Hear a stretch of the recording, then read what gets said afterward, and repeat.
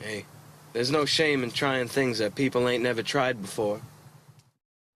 I don't normally play visual novels, but this one drew me in, despite how cliched it looked. Harem magical girls with psychological horror elements. I won't say ripping off Doki Doki Literature Club or even inspired by, but definitely doing the same thing. And this is clear the moment you see it. The images in the gallery, the description, even its release's context. A post-Doki Doki Literature Club visual novel with clear psychological horror tags. How couldn't it be exactly what you expect? Simulated world or something. Fourth wall breaking, quotes, subverting expectations, quotes. How can you subvert expectations when you already know what to expect? That's why I bought How to Date a Magical Girl. If you're playing subverting expectations this heavily in a genre whose expectations have already been subverted, fucking nuclear subverted, doing it again this plainly is either a suicidal cash grab or, what I thought, something really clever disguised as something really stupid, disguised as something trying to be clever. Re-subverting already subverted expectations. Before we go there, though, the game itself. Very typical harem dating sim with side activities to study for magical elements, brew potions, perform magic, fuck around in arcades, that jazz. The girls are all interesting. Even now, afterwards, I'm still not attached, but I could go for seconds. Not a grand achievement, but better than I expected. The game is pretty long, between 10 and 15 hours, depending on how you play, with the central narrative funneling you along and your dating and side activities acting in sort of a side space. It all meshes well. I've seen people call it grindy. I don't think it's that grindy because the central narrative, it was building so interestingly that I didn't mind. Actually, I kind of liked dicking around a few minutes here and there between days. Further, something I really appreciate, you don't need to play the game multiple times to see each girl's arc. At 80% affection, you see their character conclude, like their whole arc. Then if you choose them afterwards in the choose your girl scene, you get a little bit of a fan service scene, and that's kind of it. So I appreciated being able to see everyone's narrative conclude by the end in one playthrough.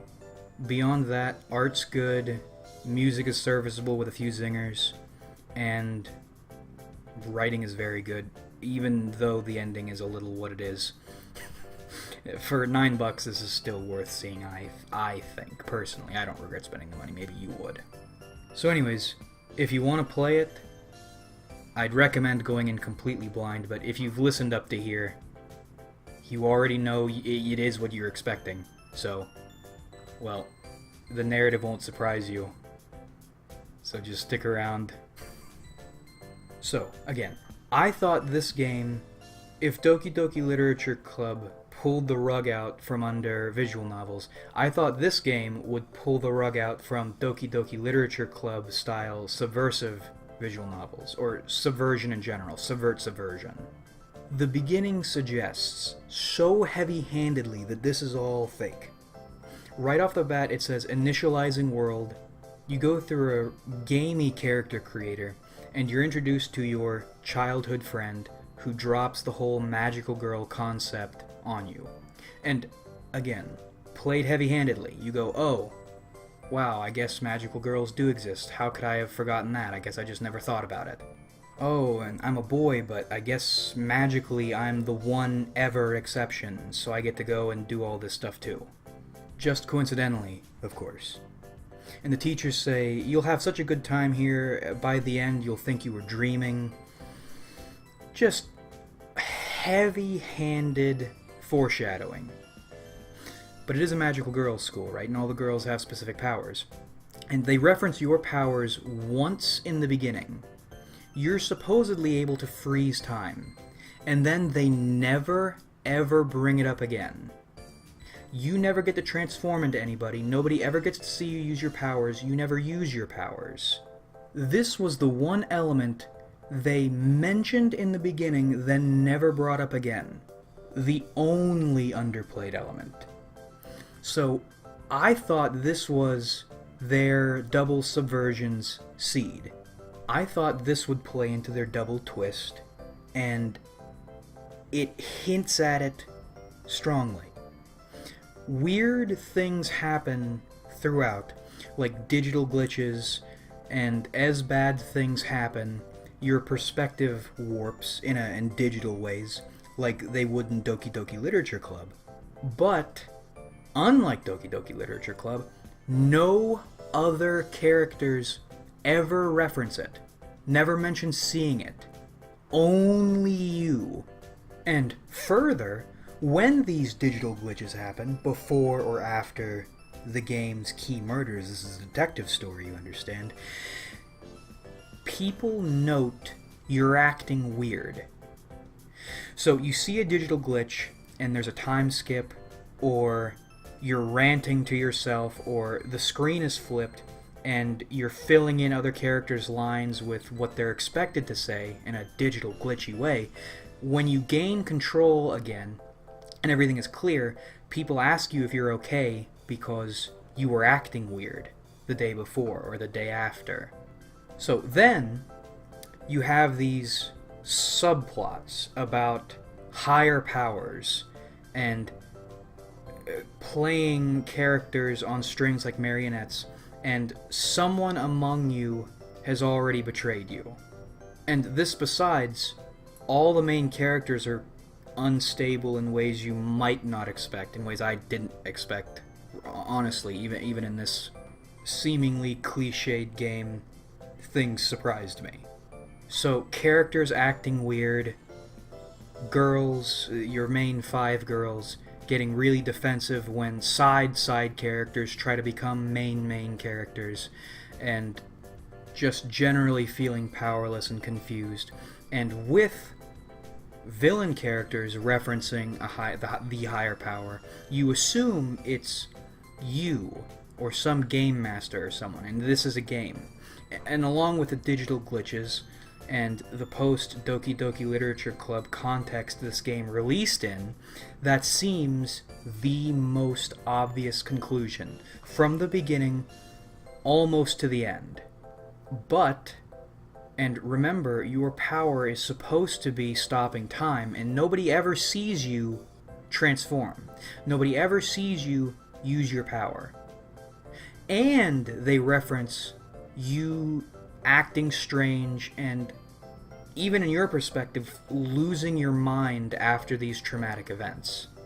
So I thought the game's double subversion would have been leading you to assume that it is a game because they foreshadowed it so heavily, while actually you're an unreliable narrator with some mental disorder using his stop time powers to kill people and murder people while not remembering it.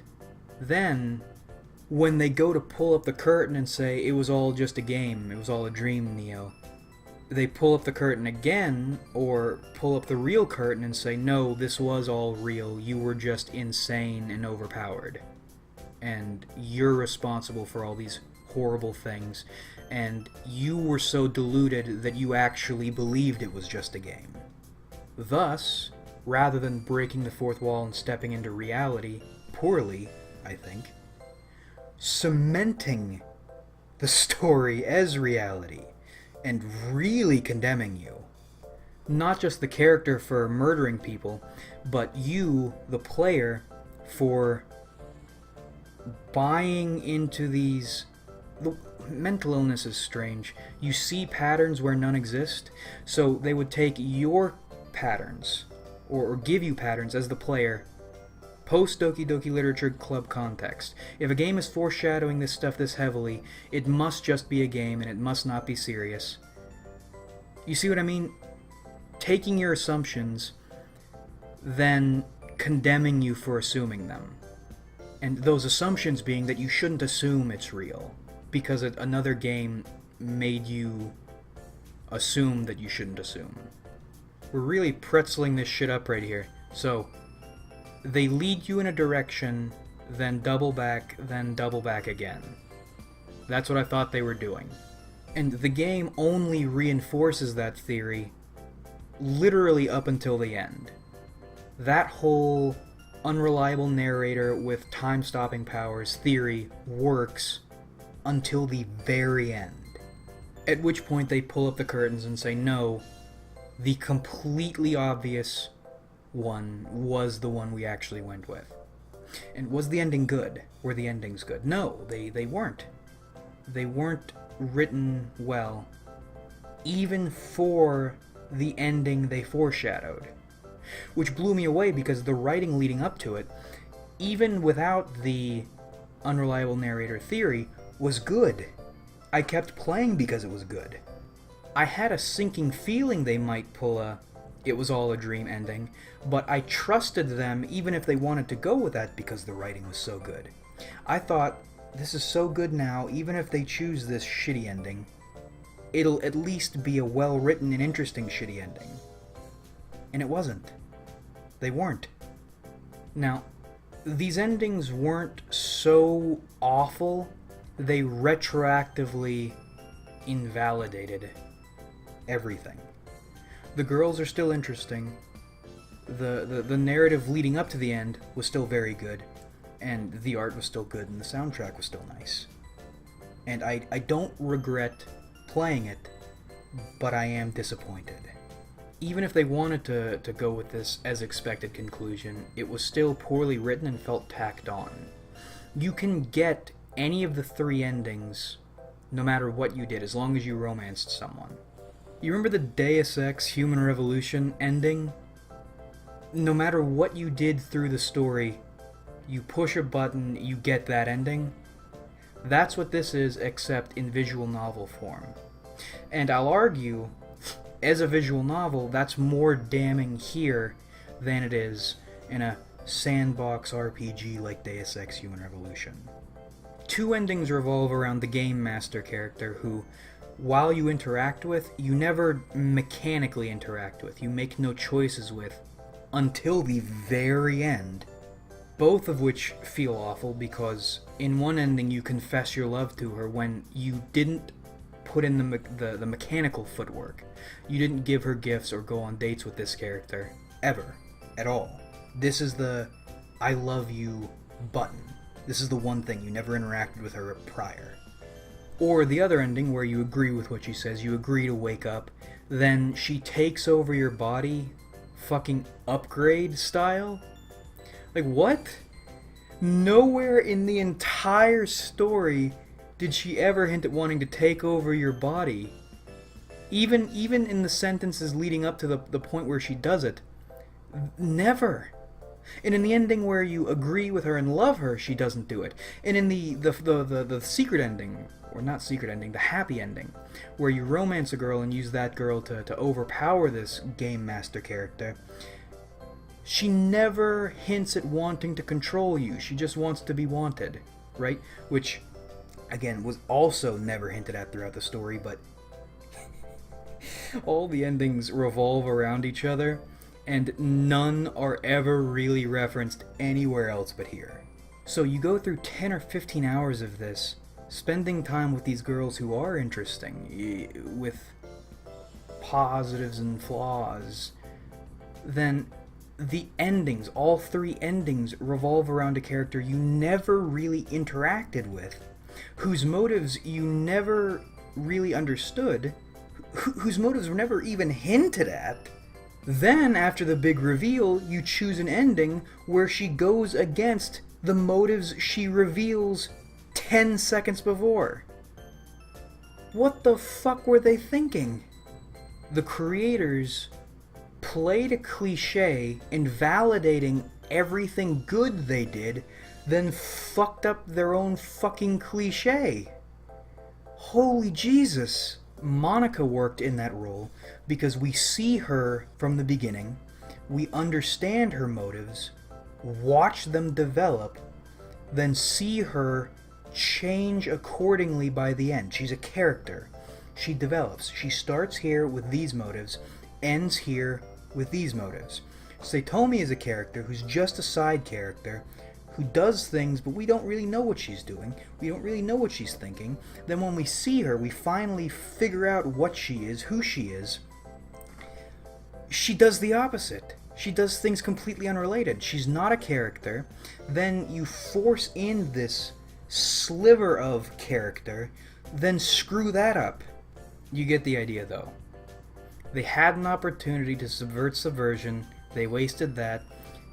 They played a cliche, and they played it poorly. Wow. That last bit was awful. So, would I recommend this game? Yeah. It's pretty good. For $9, 15 hours. I liked it. It was well written. And it's one of those things worth seeing for its potential. You can learn things about writing from this story. You can learn what to do because, good God, the things they did well, they did very well. And the things they did poorly, they did very poorly. So, in summary, boys, they had an opportunity at subverting subversion and they failed or chose not to. I think more chose not to because, man, the writing really suggested it. Girls are interesting, mechanics are alright, art is solid, soundtrack is okay, worth a buy even at full price, but don't hope. But that about rippity wraps this one up. I hope you enjoyed watching because I certainly enjoyed making it. This is a lot longer than I thought it would be. I got to ranting, and man, I got to ranting. Like if you enjoyed because that helps me out a lot. Subscribe if you haven't because we do this shit sometimes, and comment your thoughts because I love hearing from you. Have you played this? What do you think about it? I know some of you boys play some visual novels. If you've looked at this and you have played a whole ton of visual novels, what do you think of it? How are you feeling about visual novels in general? Because I am curious. I'm only just really getting into them. But thanks again for watching our video, really. We have a lot of fun on this channel. So much fun, in fact. So much fun, in fact. Let's say you have a skillet on your wall and you don't remember ripping it off your wall and screwing up the paint, but you did. Now your skillet is just kind of laying on your bed until you can find a nice place to put it. That skillet is how much fun we have on this channel. And I look forward to doing this with you guys again in the future.